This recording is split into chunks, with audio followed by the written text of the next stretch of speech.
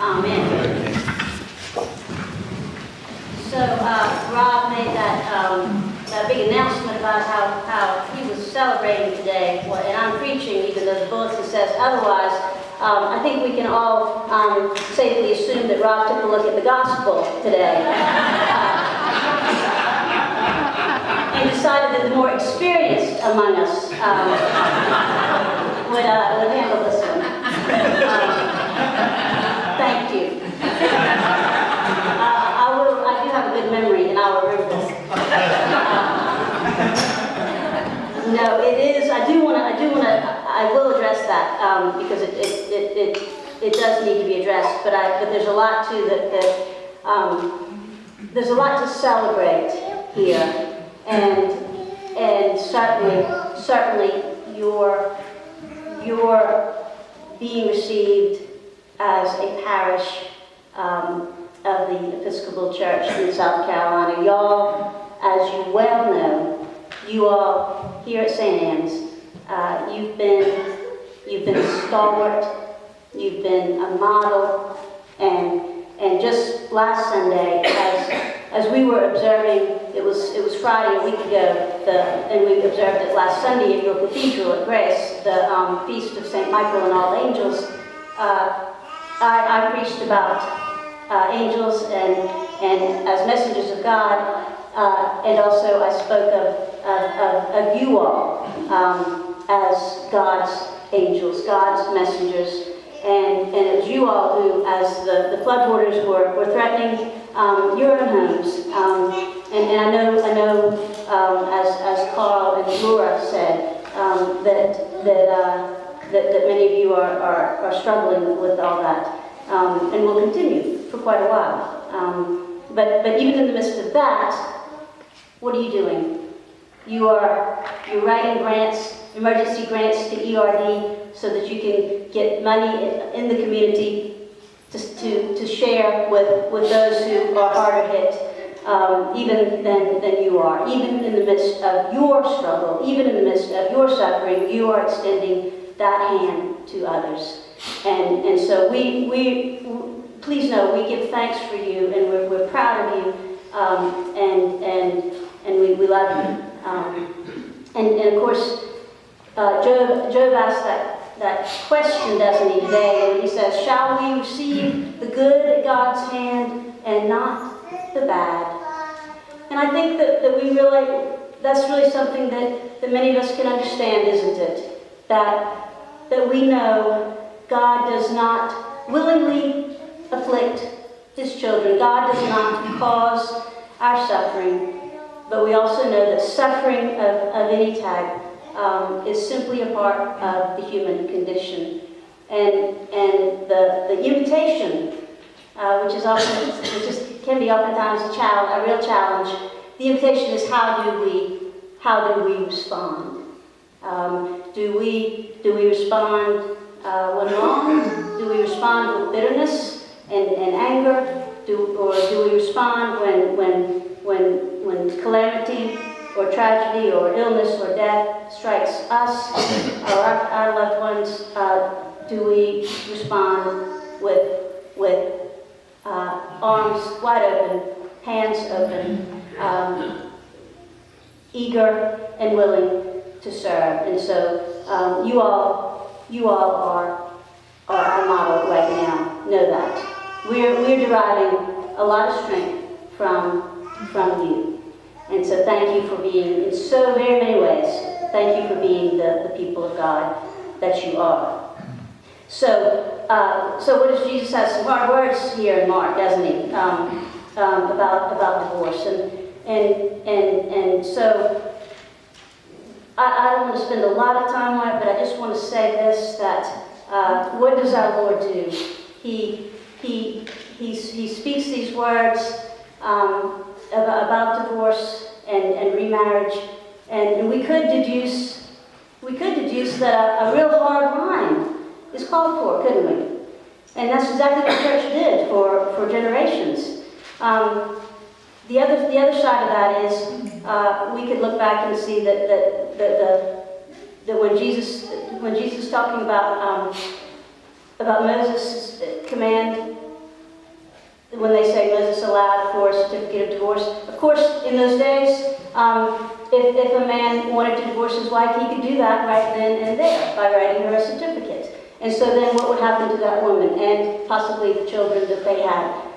They would not be cared for. And so Jesus is coming at it from another angle here, and is actually trying to instill a level of responsibility here. And so he's trying to protect the most vulnerable in society, and those were, of course, children and women. And he goes all the way back to creation, and in order to make his point. And yes, he's saying that divorce is a failure, and any of us, and there are a number of us who have suffered a failed marriage can attest certainly to you that it is a failure.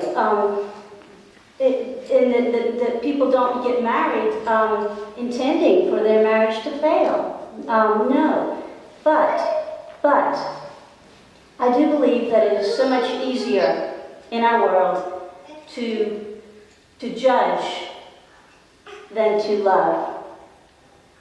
I also think it is easier sometimes to allow ourselves to be judged than to be loved. A black and white world that provides certainty and hard and fast rules is very, very appealing and attractive. Just tell me what to do. Remember the rich young ruler? Lord, I've done everything. I've kept all your commandments. And then what does Jesus say? But go, sell all you have and give it to the poor. Give it to those whose houses have been flooded out. And the young man walks away. Jesus has looked on that young man and he loves him. And so I think we fear failure because we fear judgment. I'm one of those rare people that, you hear about somebody and you hear, well, so that old so-and-so, he's been married 4 times. And my response to that is, more power to him. That's somebody who actually believes in love. That's somebody who believes in marriage, believes in the sacred institution. Okay, maybe it hasn't worked out, and maybe there's some other things that need to be dealt with.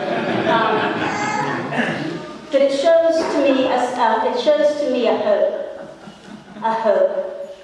And the day that we cease to hope, what is our wonderful motto? While we breathe, we hope. The motto of the South Carolinian. And what did Alexander Pope say? That to err is human, to forgive, divine. To err is human, to forgive, divine. And this response of our Lord, he's refusing to be trapped by the Pharisees who have laid a wonderful trap for him. And what he does instead is he invites the children to himself. So in this kind of heady discussion about divorce, he invites the children. Suffer the little children, in the King James, you know it. Suffer the little children and forbid them not, for of such is the kingdom of heaven. You want to see the kingdom of God, you listen to the voices of the children. And you realize that these children are not the future of humanity. They are humanity. They're not the future of the church. They are the church already. And the message that Jesus is sending today is one of hope. And certainly our Lord's disciples would fail him and did fail him. And remember, after the resurrection, and it's in Mark, the message that is given to the women at the tomb, the message sent, go tell the disciples and Peter that I am going ahead of them to Galilee. There I will see them. It's all about restoration. And I've not heard the word remediation so much. as I have in the almost 24 hours that I've been in Conway. I've not heard that word used so many times. So we think remediation, restoration, resurrection, and those who are afraid to risk are those who are afraid to love and to be loved, because there is no safe place on this earth, is there?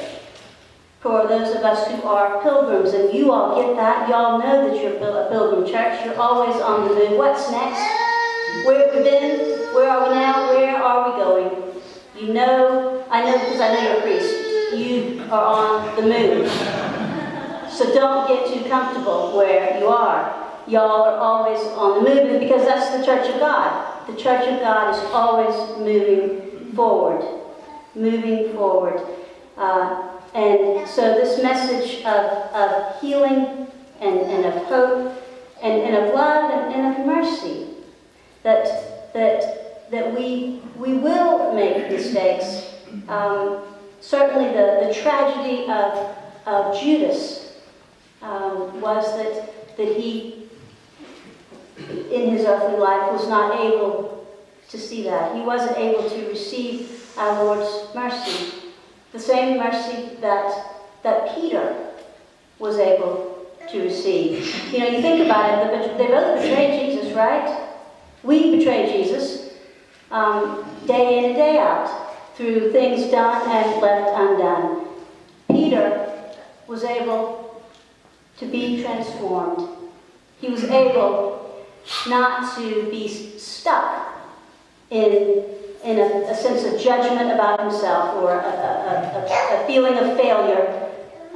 Instead, he was willing to receive the grace and the mercy to become, indeed, what he was meant to be, that rock upon which our Lord would build his church. And so that as we go through life and move through this life of faith, we have this wonderful, wonderful example, and we're surprised along the way. I remember some years ago I preached a sermon about the power, because it's always struck me, the power of the current that moves into Winyah Bay with the confluence of those, 5 rivers? And that I lived on Winyah Bay for a while when I was a new priest serving at Holy Cross Faith Memorial. That power right there. And then being in a boat way up not this far up the Waccamaw River, but being in a boat up the Waccamaw River and seeing what I felt was a real gift, seeing a tarpon jump. And it wasn't a sturgeon. Some people tried to tell me it was. It wasn't. I know what a tarpon looks like. This tarpon jump. And it was one of those years where the salt water and the fresh water was all kind of mixed up, and the salt water was way up the Waccamaw in ways that it hadn't been in a while. And so that the power of those waters, and I found myself thinking about you all, thinking, gosh, if that water can just get to Winyah Bay, it'll just go on out to the ocean. And so this image of the cleansing and healing waters of baptism, and if they could just get to the salt water, the salt water, of course, can cure just about everything, right? And knowing that that there is that stagnation may be for a season, but it's not forever. That the waters will move through. So whatever waters, be they metaphorical or real, that you are ready to have moved through your own life, we can trust. We can trust today that those are waters that can indeed ultimately cleanse and heal. So God be with you. God be with you on the smooth paths. Christ be with you in the storms. The Spirit be with you at all times, and keep being the people that God has called you to be, and God bless you. Amen. Amen.